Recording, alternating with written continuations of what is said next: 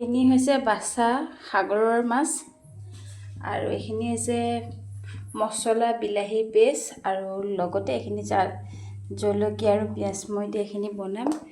মই তেল গৰম কৰি পিঁয়াজখিনি দি দিলোঁ দেই, পিঁয়াজ জলকীয়া। কেৰাহীটো দেখি আকৌ লেতেৰা বুলি নক'ব, কাৰণ কিয় কেৰাহীটো মই অলপ আগত ভাজি বনাইছিলোঁ, তেল থাকি গ'ল। মই এইখিনি তলতে মাছৰ আঞ্জাটো ৰেডি কৰিছোঁ। নিমখ হালধিও দি ল'লোঁ একেলগে। এতিয়া মই যিখিনি মছলা বিলাহী যিটো পেষ্ট বনাই থৈছিলোঁ সেইটো এতিয়া ঢালি পেলাই ধুনীয়াকৈ মই এইখিনি মছলাখিনি ধুনীয়াকৈ মই এতিয়া ভাজি ল'ম।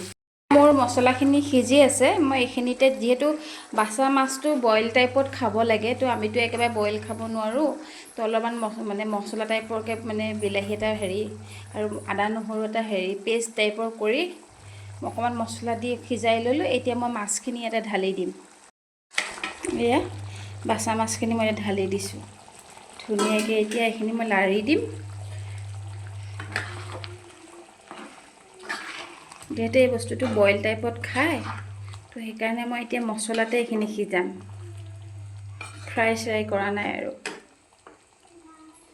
মোৰ বাছা মাছ ৰেডি হৈ গ'ল, সাগৰৰ বাছা মাছ। এতিয়া গৰম গৰম ভাতৰ লগত খাম আৰু দেই। বাই বাই, আজিলৈ আহিলোঁ। ভিডিঅ'টো চাই কেনে লাগিলে লাইক কমেণ্ট কৰি জনাই দিব।